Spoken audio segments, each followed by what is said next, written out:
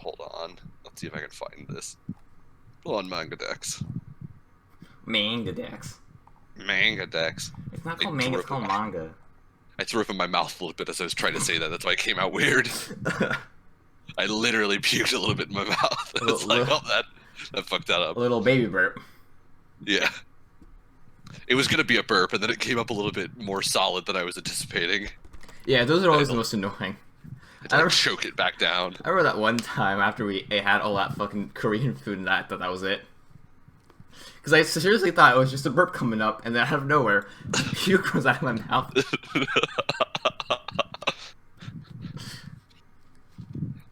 The worst part is like you're psyching yourself up for a burp. You're like, I'm gonna burp, it's gonna feel so good, I'm gonna burp, and then like you go for it and like it just burns a little bit on the way up, and you're like, oh no, this is bad. This is a precursor to something real bad, and it's too late to stop it. Yeah, and then suddenly there's just puke on your shirt, and it's just splattered everywhere. Yeah. And your friends are laughing at you. Well, puking aside, welcome to episode 75 of ABC, of Anime Book Club. Speaking of things that make you physically sick, welcome back to ABC. It's your boy, Brandon, and Your co-host, Nick. there we go.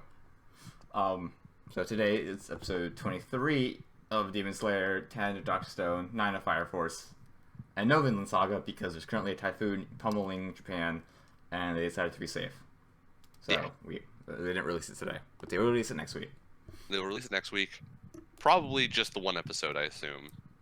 Because Yeah, even though they probably? did some amount of work on it already, they probably will just take it easy and just do one episode a week. So they won't do like a double episode next week. Maybe they will. Maybe we'll, have whatever 40 to 50 minutes worth of stuff next week. But we'll see. Exactly. So let's quickly start off with Demon Slayer. Alright. So we get the continuation of Win Hashira trying to beat the shit out of Nezuko and trying to get her to eat him. But Nezuko successfully conquers her urge to eat him. And kind of just turns away after, she has a little flashback to, I think it was her mom saying, don't eat people. It's either her mom or was it the lady? I think it was partially the lady, because I think the lady says that she was like Special or something. Yeah, and like did some shit to help Nezuko not eat people, and it was Yeah. also Orokodaki. Mm-hmm. Yeah, he was doing like the mind control shit. Yeah, Tamio. So after she's able to stave off her hunger, the master's like, "Yo, bitches, I was fucking right. Look at her." And she allows her and Tanjiro to become demon slayers. So hopefully she gets a cool little costume. Oh, speaking of, Yeah. so you mentioned that the voice actor for the master was the same as Blanca from Banana Fish. Yes. So I went back and listened to Blanca because it's been a while, so I didn't remember exactly what he sounded like.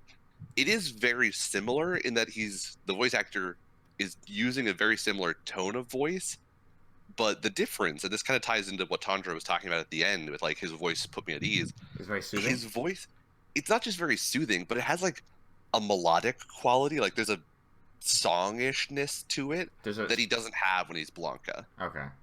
Like Blanca, it's just a normal voice. Like it's just a normal low voice. But with the master, there's like a poetry. There's like a tone to it. Yeah, like kind of like he's reciting poetry, exactly. And so like it's a very similar sounding voice, and so like I understand why you recognize it, but he isn't just doing the same exact voice. Okay. He is doing it a little bit differently. I'll have to like try to listen to that next time because I haven't really heard it. Yeah, I actually had to like pull open Banana Fish and listen to them like back to back to actually like really get the feel of like how he was doing the two voices. Okay. Yeah. But once Master says, that they're all good, Tanjiro and Nezuko are sent off to Shinobu's mansion to, rest up. When we get some, nice little gags with Shinobu's underlings, being fucking goons, trying to get Tanjiro not to be, just crazy about everything. Yeah. And then he really wants to fucking headbutt that dude. Yeah. Because headbutting isn't against the rules, but they slap some shit, or they slap some sense into him and fucking carry him off. Yep. And then we have the Hashira meeting, where Muzan basically resolves to find not Muzan. The master resolves to find Muzan and defeat him along with the 12 Moons. And he kind of inspires our gang, our Hashira gang, by telling them that this is basically the best team they've had since the first one. And that basically ends. Which kind of makes me. You go ahead. You can kind of tell that Hashiras are going to be a bigger thing now. Because like They're now gonna that be they've actual introduced them characters, all, unlike our yeah, other basically. fucking little like Mizu class fuckwits. Yeah, they're gonna, after the rehabilitation, which I'm assuming is gonna be the next 2 to 3 episodes, or yeah, we have 2 episodes left, so it's gonna be the Yeah. next 2 episodes. It's gonna be rehabilitation. I'm assuming every confrontation with the Demon Moon from now on is going to feature a Hashira like accompanying them. Yeah, like a team up sort of thing. Yeah, Um, as they like learn from Mhm. them, because I'm assuming that what's his name, Tanjiro is gonna fucking pair up with the Fire Hashira so we can learn his like fire dance. oh, or Master's Fire Dance. Or yeah, master his fire dance. Assuming that the fire dance is the same as the fire Hashira, we'll see. Because Here's a quick little prediction. His dad was the Fire Hashira before him. I don't know. I don't think he is. His dad was a Demon Slayer. I'm pretty sure. You think so? Oh, actually no, because Muzan does talk about the guy with the Rising Sun earrings, Uh-huh. but we don't know how long ago that was. Yeah. So it could have been an ancestor. Mhm. But I still think I'm in the camp that was his dad, and the dad was probably a Fire Hashira. So the master said that, like you said, this is the best group of Demon Slayers since the first. And he specifically says since the first Breathers, or since the first Breath Swordsman. Mm-hmm. I'm betting, because this is a shonen, the fire style that Tanjiro can use is one of the first Breath styles. Probably. Like, I'm assuming it's like the progenitor style to the like weaker form of the fire style that there is now. There's some primordial stronger, super style. Yeah. Mm-hmm. And there might be one for everybody. So like maybe fucking we get like some torrent version, or yeah, Zenitsu gets one too. Zenitsu might learn the super thunder one. We call it ass clap. Ass clap. Asclepius, the god of booty dance. Exactly. I don't know what that's from, but goddamn, do I love that joke. I don't know where that's from either, but it's fucking fantastic. What would Inosuke be? Inosuke would be like, I don't know, monkey dance or some shit. Channel the gorilla power. I mean, it would probably be like, yeah, just like nature dance. Dicks out, let's go. Dicks out. Bring it back from 2017. Harambe style. Mm-hmm. But speaking of Inosuke, once Tanjiro finally goes back to the mansion, he finds a half spider Zenitsu, but because we don't actually see like his limbs, but he does mention that he's still kind of inflicted by the spider mutagen poison shit. Yeah, and that's why he looks smaller. It's because he's right now half spider. Yeah, he says that. Yeah, he just says that his limbs are smaller. He doesn't say that they're still spider limbs, but I'm gonna assume that they're still spider limbs. Yep. And then I'm real glad we didn't get to look at those. Yeah. We also see a broken Inosuke just wallowing in the bed, and he actually it was very pitiful. I really felt bad for him. It was, but holy shit, that voice. I mean, he got his throat like crushed. I know, but like you never think of that in anime. Like there's never there's never really a moment where So when he came out with the like I've got a crushed larynx, where he's like, "Hello," props to the voice actor for doing that voice. That had to have hurt. Also, props for like the design of the boar face, because it looked sadder for somehow. I'm not sure why, but to me it definitely looked just broken and depressed. Even though I'm pretty sure it's just the same boar face. I mean, maybe that was just like a body language thing. Yeah, something about the eyes as well. Because like usually it has that like angry burrowed frow, and I think feral. I don't think it had it this time, and that's kind of what made it more like softer.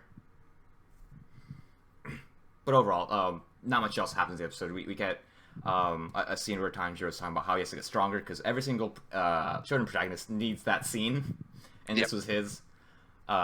As his sister listens to him in her little box. Yeah. But very light chapter. Things are winding down because it is going to be the end of the season. And hopefully next season we'll get to see more. Assuming there's going to be a third and fourth core of this, hopefully we get to see more Nezuko, because Nezuko fucking has demon powers now. And she's looking like a badass. I'm hoping that she actually like does some more shit and gets to talk finally. Yeah, and gets to talk. She said a line in this sentence or in this season or this episode. this episode. She So I was surprised about that. She has like a small little monologue about how she doesn't want to hurt people, and then before this, it was during the fire dance when she awakens to the blood bombs. She says the move. And it's basically blood demon art, whatever, exploding blood. Yep. Which actually, there's another exploding blood power in another anime called Darker Than Black, where this dude just cuts off his like wrist and just sprays his blood everywhere and just blows it up with a snap. I love that dude. It's fucking crazy. What a fucking baller power. Right? But we also get a fun little scene here that I just remembered about with Love Hashira, where she just makes the funniest fucking face as she's trying not to laugh at Tanjiro. Oh, yeah. After Tanjiro gets, like, a little bit talked down to... Yep. She basically experiences... It's not, like, cringe. It's more just, like... amusement. Yeah. Holy shit, I can't believe you just said that. There's just... I like the pacing of jokes in this show, which is, I think, better than Fire Force, and we'll talk about that when we get to it. Yeah. But definitely, like, they're melding comedy better than Fire Force, in my opinion. Yes, I would agree. That's why I'm glad that we will transition to talking about Fire Force as, like, a contrast to what we have this show, where, like, it was done really well.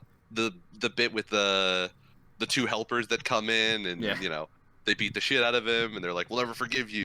And they, like, echo each other. Like, it all ties together with the seriousness, but it doesn't feel like it's interrupting it. Mm-hmm. And it doesn't, like, jump between the two awkwardly. Like, you've got the serious moments, and it knows when to be serious. And then you've got... And all of a sudden... Yeah, it transitions smoothly into the comedy moments. Yes. And, like, they're not just awkwardly cut together, but, like, it's sort of a blend that the show follows, and you know, can enjoy it. It doesn't take away your enjoyment from the show. Like, it doesn't feel like you're suddenly, like, popped out of a super intense moment for, like, a stupid joke. I wonder if you can guess what we're going to be talking about after this. Yeah. But we also see the Butterfly Girls while we were at the Butterfly House. Yes. So can the little Butterfly Girl, can she not talk? Because I don't think she talked in the last episode. So I don't think she talks, guess not. Right? Yeah. I don't remember her saying anything. I don't think she did, and she didn't say anything in the final selection. Yep. So I just think she's mute. Yeah, she might be mute, mm-hmm. or you know, just doesn't want to talk. Yeah, or just doesn't want to talk to people. But she didn't, like, have a problem making facial features at them. Like, she smiled at them, which means, like, I feel like she's not shy. So I guess she just doesn't talk to people. For whatever reason. Maybe we'll find out more about her later. Probably next season or this season. Probably in these next episodes, because she is at the mansion. So yeah, that's the thing. So probably if there's going to be any character interaction, it's going to be with her. Yep, along with probably Shinobu as well. I think because it's her house, or maybe her house, or her. I don't know. Her parents' mansion. Who knows? Yes. Her family's mansion, but we'll see. Who's your favorite Hashira? Who's my favorite Hashira? I mean, it could also be too early to tell because we haven't gotten, to see them in action. Yeah. If it's got to be anybody, I like the earnest, like, outward, fire guy? Cool. Yeah, the fire guy and the two swords ninja. You mean the flamboyant man? Yeah, flamboyant man. I think I like both of them. Metal? Okay. Yeah, because he's got the gemstones and, like, the metal headband. Uh-huh. All right, I can accept that. Mm-hmm. I like him. I like the two of them. I feel like they're gonna be cool characters. They're gonna be fucking, personable and out there and make jokes with the gang. They're not gonna be like, super stoic or anything. I can appreciate that in a character. Like the little spider, or like little snake man. Yeah. Sasuke, but with Orochimaru's Sasuke, if he was Orochimaru's actual disciple. Sasuke with Orochimaru's actual jutsus, yeah. Or whatever long blue hair is. Long blue hair? Didn't you mean long? I think he was long black hair, but Well, he had blue tips. Oh, I guess it did. Yeah. It was definitely black hair. The guy who shoots the stone at Tanjiro, right? Exactly. Yeah. I think he might be a very fun deadpan character, like a straight man. Okay.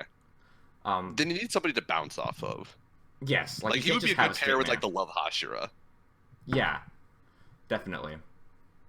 Like, he'd be similar to Shinobu, who's also kind of a straight man, who only works because, who in the scenes we've seen her worked because of her interaction with Tomioka Giyu, who's also kind of a straight man, but also like kind of an awkward dude.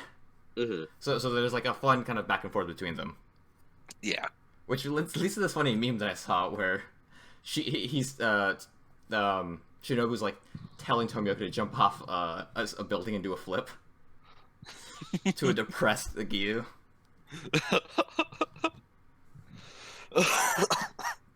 Solid.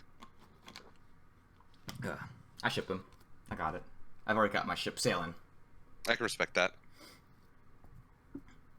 But yeah, overall, I like all the characters. I'm excited to meet all these characters. I think Wind Hashira, if he doesn't do like the yelly voice all the time, then I might like him, but we'll see. You mean Scars Hashira? Yeah, Scars. I like what's the blind one, the blind monk. Stone Man. Stone Man, yeah. He looks like he's gonna be a badass. Possibly. I don't know how to feel about him yet. I'll have to see him in action as well, and you know, with more of with a larger world than just an introduction. I'm assuming since he's a Hashira, he can throw hands. Like he's not gonna be like super pacifist, and he's also like a fucking giant, which almost certainly guarantees he's gonna have some like massive fucking weapon. See? Like he's gonna break out like one of the like iron-studded clubs or something and just wield that shit like it's a fucking wiffle ball bat. You know what I would want instead? Like knuckles, like brass knuckles with like a blade made from the Hashira like metal. I think that'd be pretty badass. Just sharpened brass knuckles. Yep. All right, that'd be pretty cool. Because I kind of do want to see.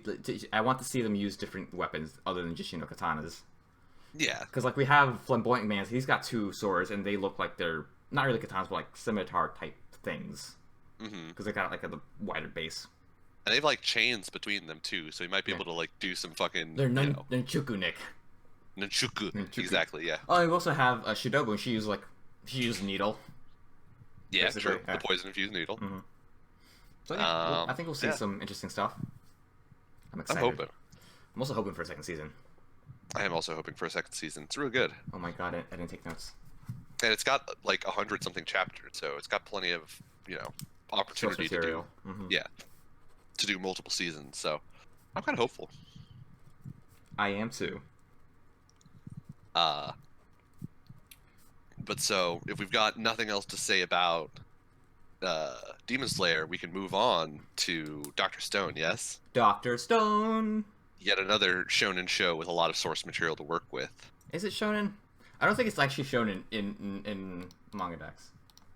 I would say it's pretty shonen-y. There has been more fighting recently, or like some fights. And like it's got the we have to overcome things, and we got to work as a team and stuff like that. Like it's got a fairly shonen. It's got a fairly strong shonen component to it. It's not a battle shonen. No, it's definitely not battle shonen. I think when I think of shonen, that's what I usually default to. Because shonen is usually, it's a demographic, which usually has, tropes with it. But, something like Naruto, Demon Slayer, Bleach, they're all like battle shonen. So I kind of just get confused. I mean, I would say this is more like, it's definitely not battle, but it is still like adventure shonen. But yeah. Because like it's we got to do stuff together. It's like the Kingdom of Science. We're the gang. We're hanging out together. The Science Alliance. Exactly. The Science Alliance. It better get fucking translated to that when it comes over to English. I mean, I have no faith because fucking I was gonna complain about this when we got to the end, but fucking the translation at the end for what Chrome is, they were like, "I'm a sciencer now," and I was like, "Oh, please God, no." The word is scientist. Well, it's actually a word for a person who does science. It's not sciencer, it's scientist. It's a real word. Just fucking use it. But no, they probably don't know what the word science is. Like, this is the first time he's like ever heard it, so now he's trying to use it. So he probably didn't actually use it correctly, even in the Japanese. Oh, okay. So the translation to sciencer does make sense in terms of the joke. All right. That's me protecting it. If there was a joke there, if there was a joke of he doesn't understand how to like properly say scientist and just used some phrase that roughly translated to like person who does science. Because like up until this point, they've been calling it sorcery. Yeah. And only Senku has introduced them to the concept of science. Yes. So maybe you're right. Maybe he misused it. I guess I should have given them the benefit of the doubt. Mm-hmm. But if they didn't, because that's neither kind of us know Japanese, yeah, it's kind of fucked up. Or the translator was an idiot and should have just translated it as scientist. Yeah. How do I turn a noun into a thing a person does? Just add an ER to it. Yeah. To be fair, that works for most words. It does work for a majority of words, but it doesn't work for this word. And it's not like it's a crazy hard word to know. But in this episode, we have the Science Alliance is put in jeopardy after Gen is beaten fairly close to death by Magma. Yeah. But because Gen, has illusions, not tricks, Nick. They're not tricks, they're illusions. A trick is something a whore does for money. He's able to trick Magma into thinking he's dead because he has like fake blood packets all over his body.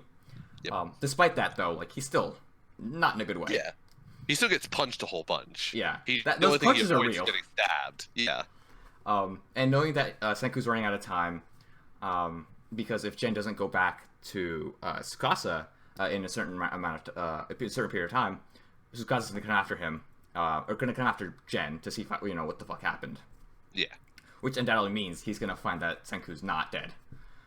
So they spark a flimsy alliance, which is the name of this episode, where Senku tells Gen that he will make a cola, to the best of his abilities, if Gen lies for him, and just tries his hardest to go back to Tsukasa. And Gen agrees because he just really wants a fucking soda. Yeah. And along with this, we also get introduced to the next conflict, which is Magma. Magma is trying to win a redux of this tournament, where the prize is the marriage of Ruri. And if you get to marry Ruri, you become the village elder. So now we have a training arc for Ginro and Kinro to beat Magma. Yeah. And that's they learn how to fight because they're both kind of suckers right now. Yep. So they're going to power up with Kohaku. And meanwhile, Senku and Chrome are going to continue on their quest to find shit to make the sulfamides. Yes. Because Chrome would rather have her live than to be married with him for about an hour and then die. Yeah. So this, and also a little bit of Fire Force. I'm gonna bring this up. Like, it shows off the importance and like the use of a director in shows like this when they're translating it from like a manga into like an actual anime. There were some like not awkward moments, but like some very clear moments of like, if this was still a manga, this is where a chapter would end. And like, it was interesting the way things were spliced together. Like the whole Gen storyline with like Gen gets beat up, Gen and Senku make an alliance, and then Gen bails, and then we find out that the alliance is based on Senku's ability to make a cola. That all felt like it was supposed to come out in like different chapters, like one, not necessarily one after another, but like sort of spaced out. Of like Gen leaves, and like there's supposed to be a chapter of like, oh no, what are we gonna do? And it's like Senku ignores what's happening, and then like a chapter or two later you find out about the Cola Alliance. But instead we got it all in this one episode, and it felt very strange because like you have Gen gets beat up, and we know exactly who did it because they didn't try and disguise at all that it was Magma. And then we heal Gen, and then Gen leaves, and then Senku immediately tells the audience, like after they have the shot of Gen and Senku say something to each other at night, but we don't hear what it is, they immediately, like 5 minutes later, tell us what it was. Yeah, that scene was completely unneeded. They could have just told us what it was, that scene. And like, I feel like the only reason they have it is because that's how it was done in the manga. But like, I feel like in the manga it was cut up in a way that like that was probably like the end of a chapter. And then there was like a week or two before you got to know what the promise was. Yeah.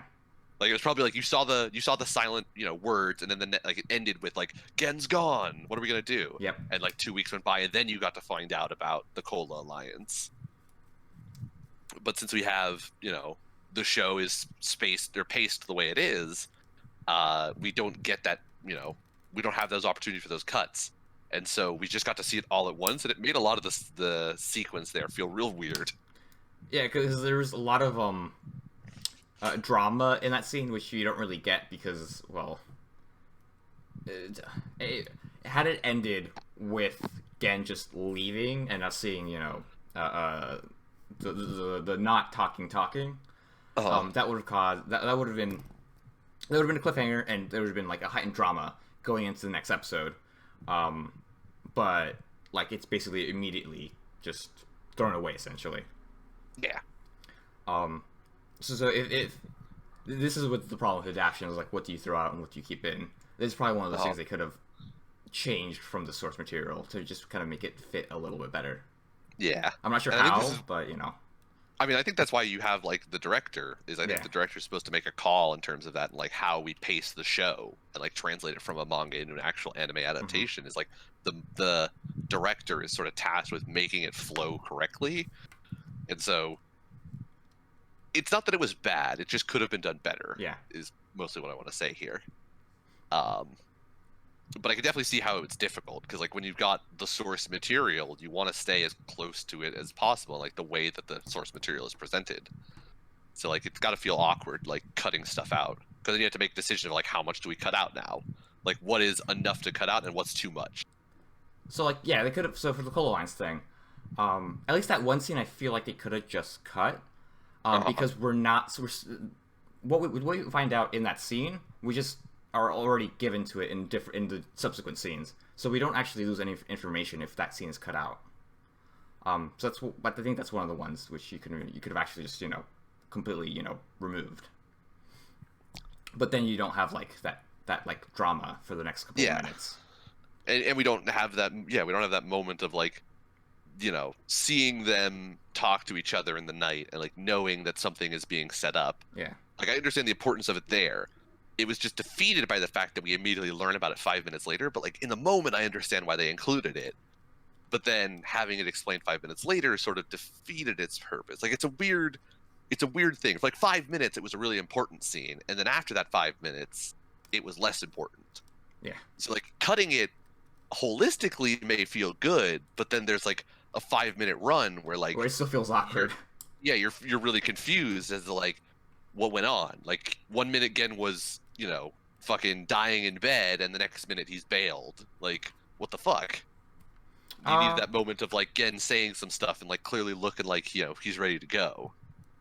I feel like you could have still added him trying to leave, and just well, no, that's basically the same scene though. Yeah, I don't know. I mean, this is why directors are really important. Yeah, get paid what they do, is because like I'm sure this is a really hard decision to make. Yeah, you have to make everything fit the vision. Right, exactly.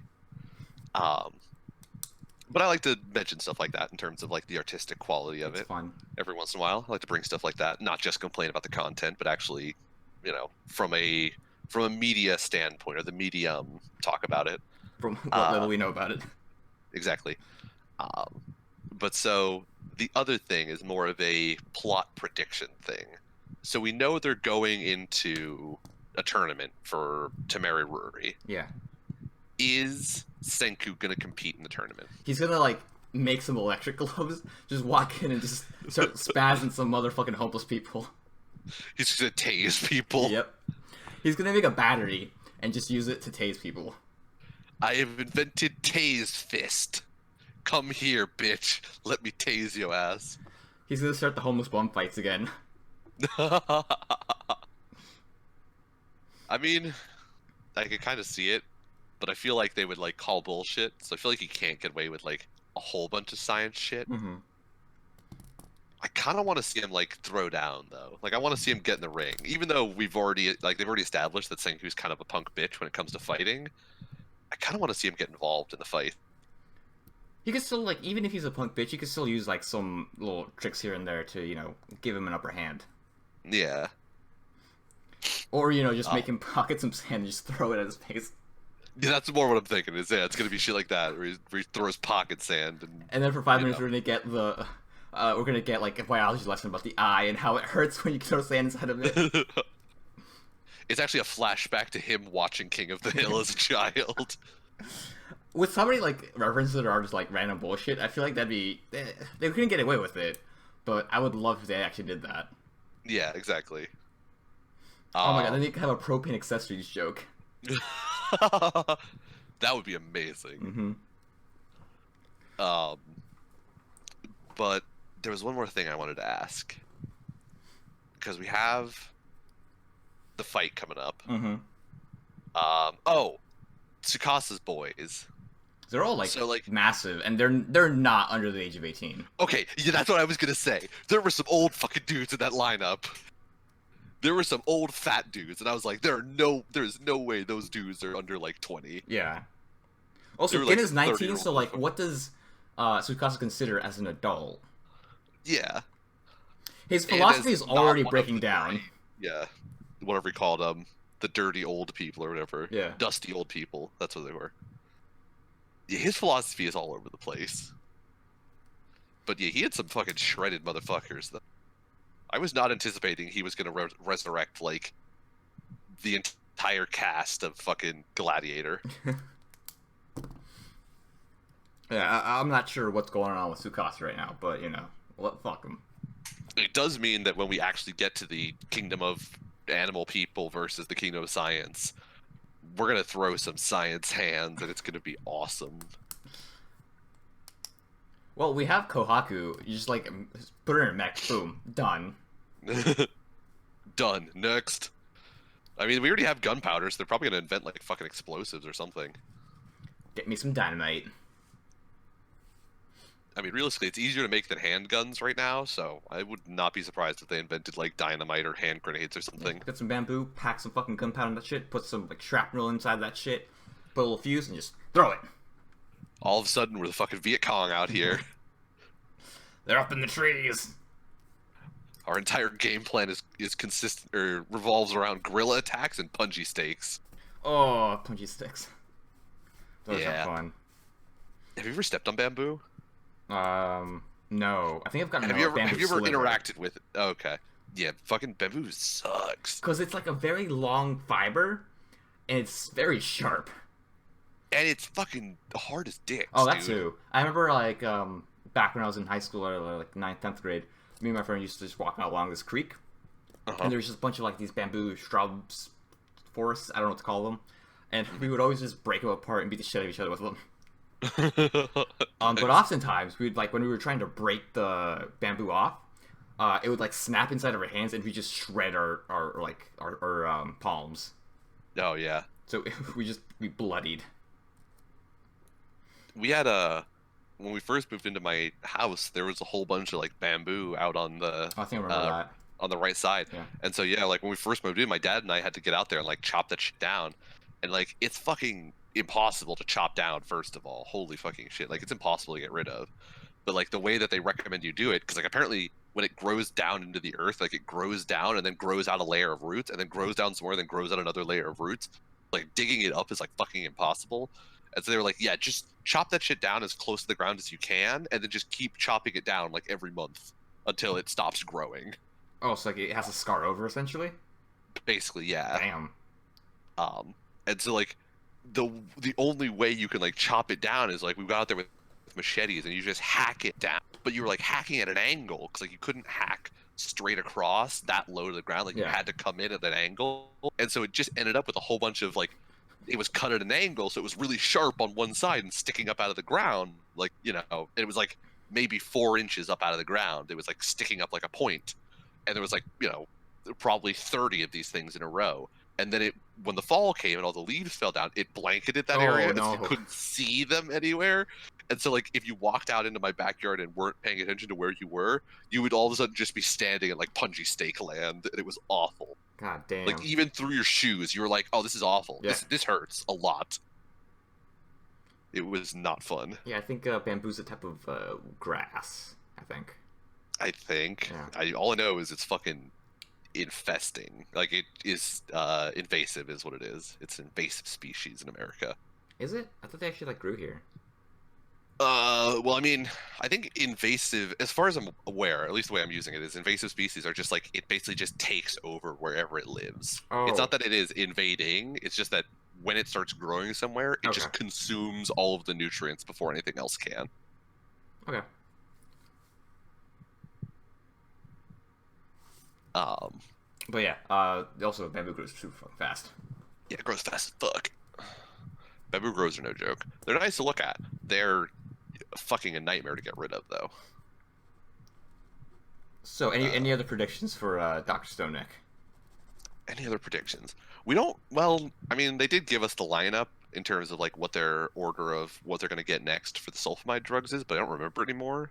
So, I'm assuming the next episode is just going to be practice, and we're going to go off for another like gathering mission to get the stuff for the next big step. Exactly. I don't know. It's got to be something like dangerous, I feel like. Okay. Do you think Ruri is going to get a thing for Senku? Is she going to develop a thing for Senku? Yeah. No, because she's down with her sister. Well, because Kohaku is digging on Senku and Chrome is digging on Ruri. And like since there is that like both people have an option kind of thing, I feel like they won't, have like Ruri is going to develop a thing for Senku. Oh, I thought Kohaku developed a thing for Senku. I mean, she, is interested in him, but not yet as like a romantic thing, just as more of like a you're an interesting person thing. More like she doesn't really. I didn't think she really liked Chrome, because she seems to be down to have like Chrome marry Ruri. Yeah. I'm sorry. I think you may have asked your original question the wrong way that you were thinking it. What was your original question? Is Ruri gonna get a thing for Senku? And then you brought in Kohaku out of nowhere. Well, because Ruri and Kohaku are sisters. Yeah. And Kohaku has a thing for Senku. Yeah, oh, no, but you said Kohaku has a thing for Chrome the first time. Oh, I'm sorry. Yeah, I fucked it up. Yeah, I'm sorry. Everything's becoming a web of confusion. Yeah. Regardless. We were talking in opposites because I fucked it up, but yeah, we're on the same level, I think. Yes. Of Chrome and Ruri, Kohaku and Senku, they're not gonna like go There's crazy. There's gonna be no like wife swapping. Yeah, basically. I'm on the Kohaku and Ruri train, sir. Oh, that was I forgot to bring that up.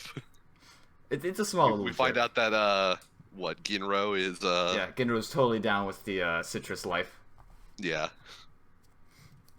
He's all about that. I don't even know if that's a thing. Well, he did refer to it as the forbidden romance, so I guess they at least are somewhat aware of it back in that day. Oh, fun fact. In a lot of cultures, there are a lot of incest taboos. That's one of, like, the most universal things in, like, across cultures. Is incest? Incest taboo, yep. Huh.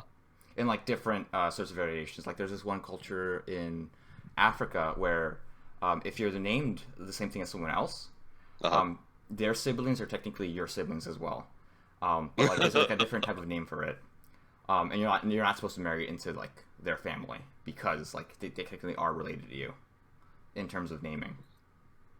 Interesting. Yep, I forgot what they were called, but yeah, I remember learning that in anthropology a couple years ago. Fun shit. And the reason there's always incest taboo is because more often than not, most cultures recognize that.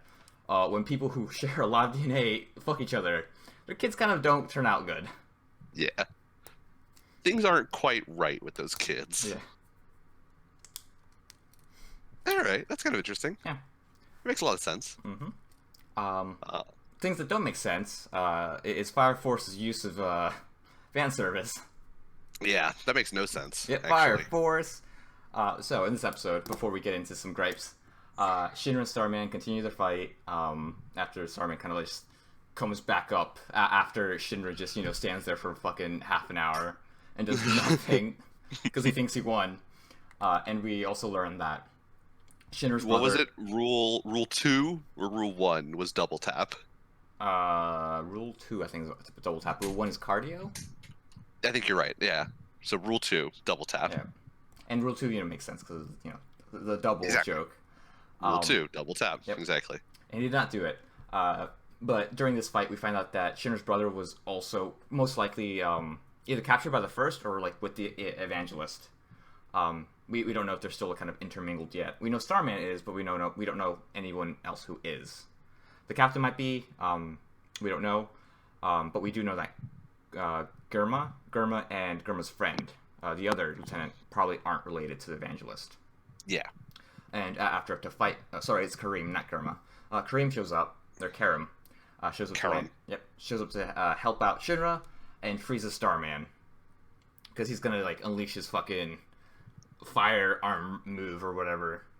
Also, the implication, at least during the fight with Starman, is that they may have been responsible for the burning down of Shinra's house and possibly also the kidnapping of his brother. Yes. Well, probably most likely for sure the kidnapping of his brother. Yeah. Is related. Because if Joker is to be believed, his brother is still alive. Yes. And if he's anywhere, he's probably with the Evangelist. Because he's probably one of like the compatible kids. Yeah. The Adola Burst kids. Yeah.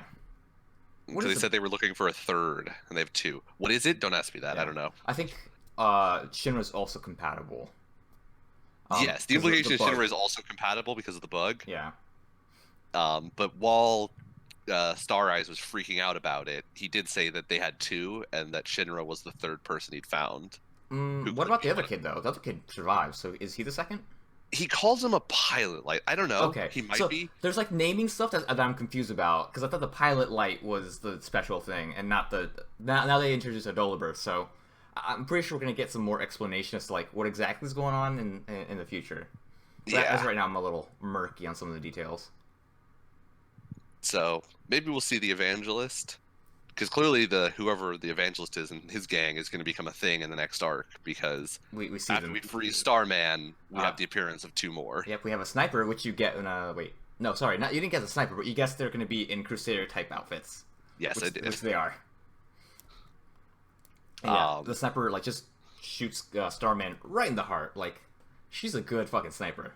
Okay, no, she's not, because she missed the second shot, and nobody fucking moves. Everyone is standing exactly where they are when she takes the shot, and she whiffs the second one. Which second shot? That second shot was when the other lieutenant loses his arm. No, she takes a shot in between the kill shot and the arm shot, and it hits the ground in between the two lieutenants. Oh. And like they both look at it, and then they go, "Oh, there's a sniper." I remember and she takes the third shot, and that's when he gets the push and the arm cut off. I remember what happened now. I did watch that scene, and I remember making a joke. Girl, take the fucking face, or take the fucking mask off, because obviously it's not fucking working. Obviously it's not fucking working. I was so upset, because I was like, she got the kill shot so perfect. Like, it was dead center, it was the perfect kill shot. To be fair, he wasn't moving, but they weren't moving afterwards. They stood there. They all watched that shit happen. They all saw him get sniped. Nobody fucking moved, and she missed. That was some rookie level shit right there. And not only that, well, they didn't give themselves away. After their combined efforts, our gang's combined efforts, they find out where the snipers are. And Neko Girl like does her little tail thing to point at them to show, hey, snipers, we know where you are. You're basically useless. And the snipers agree, so they just leave. Yeah. But this is basically the end of like this little short mini arc, this introduction to the Evangelist arc. Now, because of the larger investigation that's happening in the first precinct, Shinra's sent back to the 8th. And Neko Girl is also there. Because she's, like, in trouble or whatever. But they're still letting her be a firefighter. I don't get it. I guess the departments are more separated than we thought. And then Arthur's just somewhere. He got lost. Yeah. I don't know if that's going to be a thing or not, is the thing with the show. Like, right? That could very well have just been, like, an ending joke, and he'll literally just roll up next episode. It's possible. But gripe time. The fight was really cool, but like halfway through it, we fucking get the Lucky Ledger shit fucking going on. Which I don't like for two reasons. One, because it stops the serious moment where Starman's like being super like aggressive and condescending and kind of like angry. He's like an actual threat to Shinra right now because Shinra can't beat him. We have Neko Girl who's like beaten half to death, so she can't really help. And in the middle of this, we have like fucking face and boobs jokes, and then we get her like clothes fired off too. Yep. He somehow takes her skirt at some point. Yep. And this is like in quick succession. There's like a 2-minute stop to the seriousness where we're trying to like make the audience laugh, and I'm just annoyed. Yeah. And this entire sequence is then capped with the like cat girl presses her face up against his back and is like, win, like don't lose, basically. And it's like a touching moment of like she's putting her trust back in. Yeah, there's like two there's two really good touching moments where like one she's like crying and like sad that her like hero turns out to be this like awful person, and the second one where she's trying to like have her friend help her out, and in between is like just this completely stupid fan service. Exactly. Yeah. It's weird. It's dumb and weird, especially when she's supposed to be like very. She's supposed to be in a very what's the word? Insecure situation. Not insecure. Unsafe. Yeah, she's in a very unsafe situation. So it also feels like just awkward and creepy that the author's trying to do this to this poor girl. Yeah. And like, I understand why they're going for like the emotional component of like she's relying on him, needs his help. Like she just got her shit pushed in by the lieutenant, and now she's like, she can't bring herself to fight him because he was the person that she looked up to, and so it's like a really hard position to be in. Like, I understand all of that. They didn't need to make the Lucky Letcher jokes. Like, they just weren't funny. They weren't like, they didn't connect to what was going on. I mean, they never connect to what was going on, and I never really liked them. But like, even more so than normal, it just takes you out of the action, and like, it just feels awkward. Like, why is Starman letting this go on for 2 minutes? Right. And like, why does he unleash the fucking fire wave fist for no reason when Shinra's standing there with her skirt? Is it just so that the author can make the like, I burned off your clothes joke a second time, remembering that he literally just made that same joke with the nun in the last arc? Although for that one it wasn't really a joke. It seemed more intimidating. Yeah, I mean, last time, it was more of like a torture thing. Yeah, basically. But then it's used for a joke, in a position where the girl's also in a very unsafe situation. Yeah. Oh yeah, no, he absolutely exploits that for the Letcher joke later, or not the Letcher joke in that moment, but like as the I'm perving on the sister, but like in the moment that the flower girl burns off the sister's clothes, it was like, don't you wear that nun uniform around me? Like, you're not holier. At least that, like, at least it made sense in the context of what's going on in the situation. The use of it for the Letcher thing was disgusting, and like, again, takes you out of it. But like, you understood why it was happening then, because it was definitely like a shaming, I hate you moment. For this, like, it didn't make any sense. Why was he going with the fire wave thing? That was not a technique he ever uses again. Like, everything else is just fucking straight up punches. That one time he decides to use fire wave so that the author could burn off the girl's clothes. It was just so fucking weird. Yeah, I don't like it. I don't like it either. But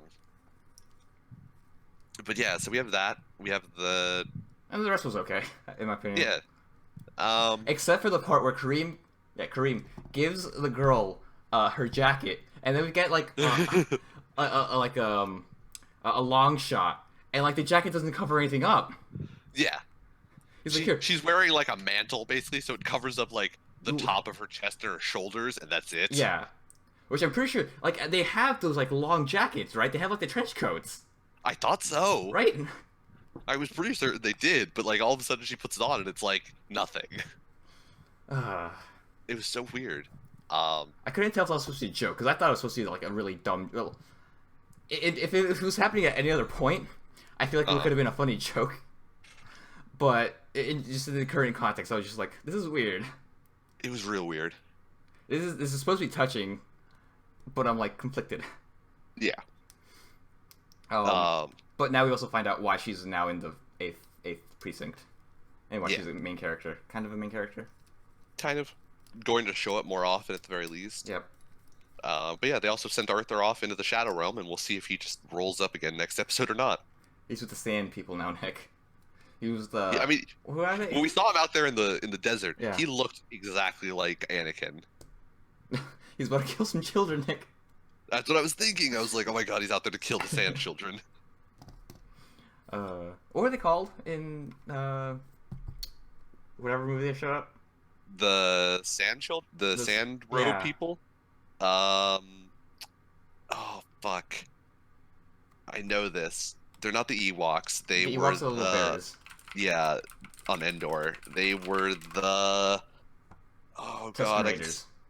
No, that's mutants. Yeah. They were the... Fuck. Oh, my God. I could see their stupid face, or not their faces, but their fucking stupid coats, the black face and the yellow eyes, or whatever the fuck they were. Star Wars. I'm gonna look up small sand people. Oh, small. I probably need small. Little sand guys. The Jawa. Jawa? Okay. Yeah. I love that as I typed in small sand. I was like, do you mean the little sand guy? Oh, Exactly. Google. He knows everything that you want. Google knows exactly what I want. Except for when Google doesn't know what I want. And when it doesn't know what I want, it really doesn't know what I want. No, Google, you can't have my public data. Or my data. Oh, fuck. I fucked up that joke so bad. Whatever. I love the grid. You should be more on the grid. Grid, grid, grid, grid. So, the Evangelist. Is that a person or just the name of the group? I think it's a person. Okay. I think there's specifically the Evangelist. That being said, I wasn't going to bring this up. So, like, his whole thing that the Evangelist was talking about was like, we're going to light the sun or light the earth on fire so it becomes a second sun and we all join Soul again as, like, you know, member of, or, yeah, Sparks of Light or whatever it was. Mm-hmm. Real culty shit. It was really not an even very good cult philosophy, because cult philosophies are always like, we are the chosen people and everybody else is heathens, and by like worshiping here and doing this thing, everything's going to be great. Yeah. This was just like, we're going to kill everybody and it's going to be awesome. And that was it. That was the cult philosophy. And I'm like, what exactly do you think is going to happen here? Like, there's no way this works out for you. Because either way, either you have to follow through on this promise and kill yourself and burn yourself to death, or nobody listens to you and this all is a pointless endeavor. Like, there's no middle ground where this ends well for you, a cult leader. Here's my interpretation.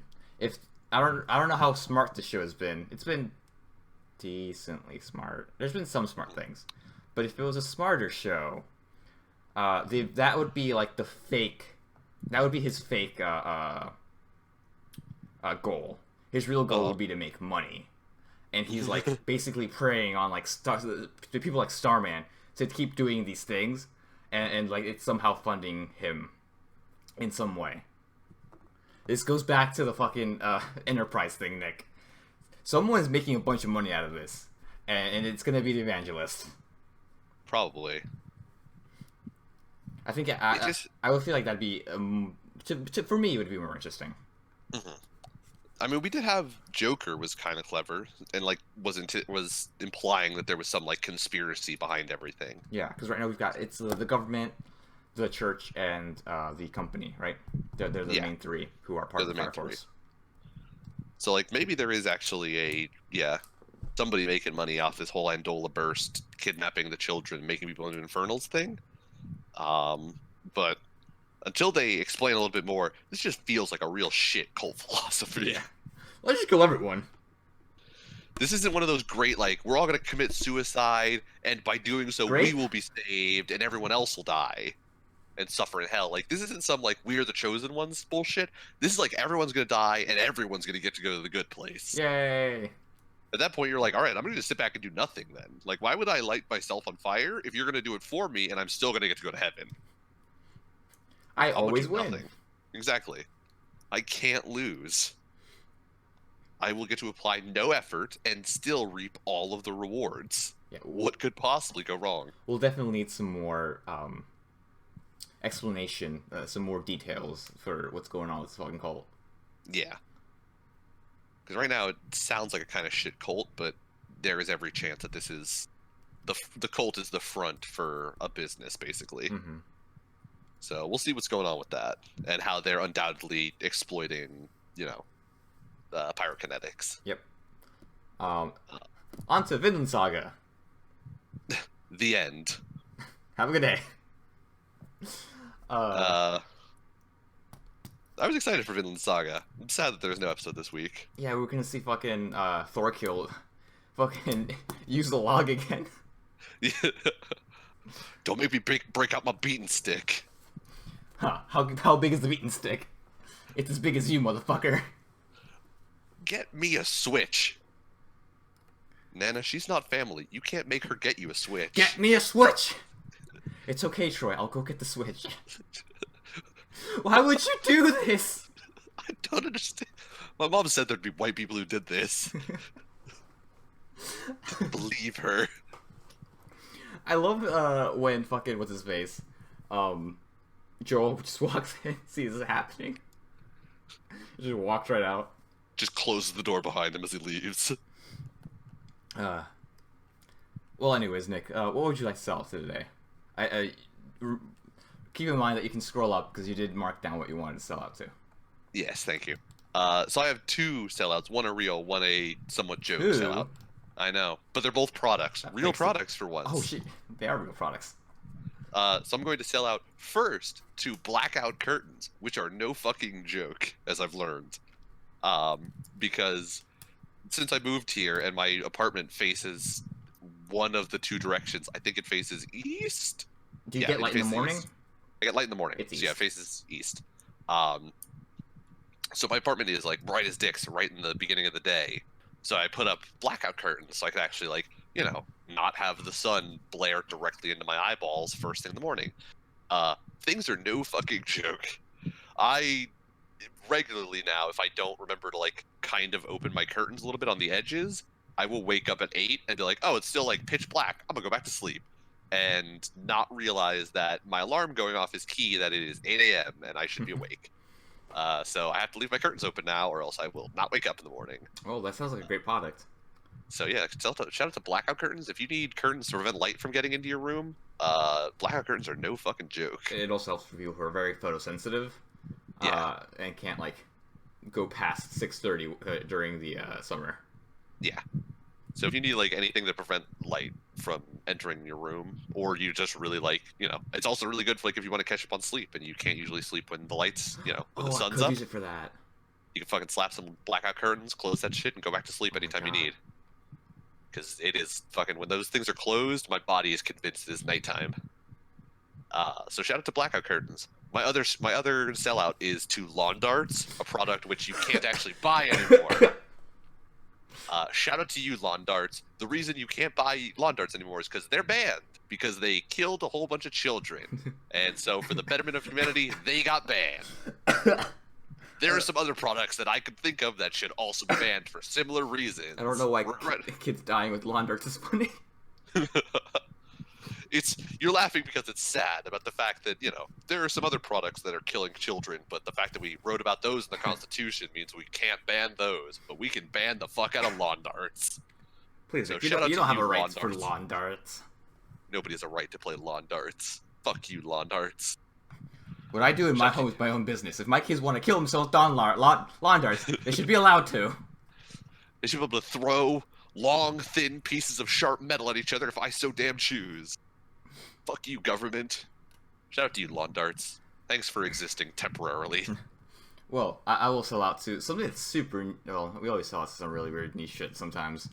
Yeah. I'm going to sell out to a man named Makoto Shishido, who is part of this band called Los Carcas, which is a Bolivian folk band. And now, this man, Makoto, is a Japanese man.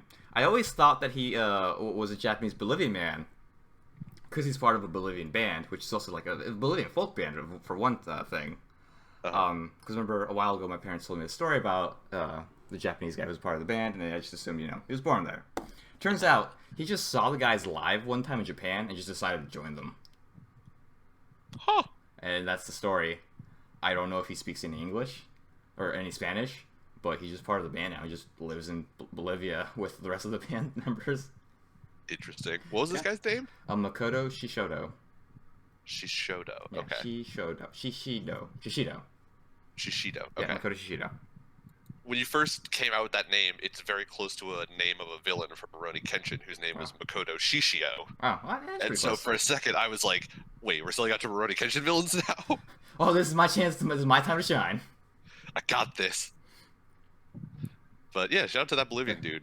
Japanese. Yeah, he's just Japanese.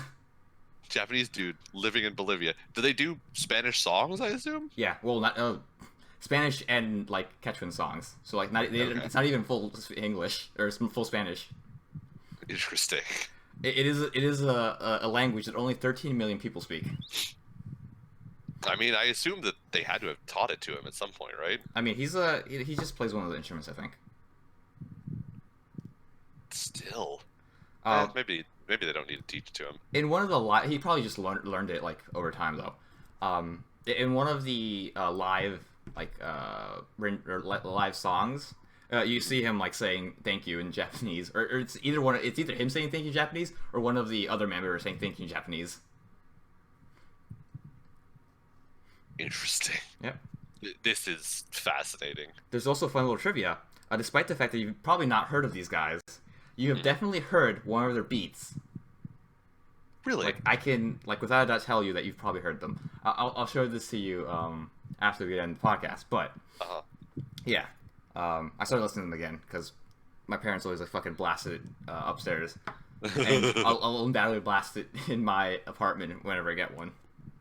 Just to make it feel more like home. I respect that. So shout out to you, and I guess that band by extension. Yep. Makoto Shishido. Yep. Yeah. Shout out to them. Yep. Shout out to them. If you ever want to come to America, we will have you on as guests, and Brandon will talk to you because I can't speak Spanish or Quechua. Or Japanese. Or Japanese. I can't speak any of those languages. Dude, they're ancient though. They started the band in 1965. Oh, seriously? Yeah. I mean, we can still have them on as our only guest ever. Yeah. It'll be a podcast exclusively for our Bolivian audience. Bolivian audience. I was gonna say Brazilian for some reason. So there's one person, which is me. Yeah. Jorge's technically Bolivian, like Bolivian Peruvian. Yeah. Okay. He counts. He counts. Yeah. This has been another episode of ABC, episode 75. Yeah. We continue to do this fairly regularly now. Yeah, fairly regularly, despite no audience and actually also no integration onto any podcasting platform. We continue to do this. I think I'll try to do that. Post exclusively on YouTube, which is known for its podcasting. Known for podcasting. Also, we haven't done any sort of publicity for this. I mean, publicity is overrated. That's it. Mostly because it takes effort. Yeah, effort I'm not willing to put in. Although I might try. I don't know. We'll see what happens. I don't know. Maybe. Thank you for listening. Have a good one.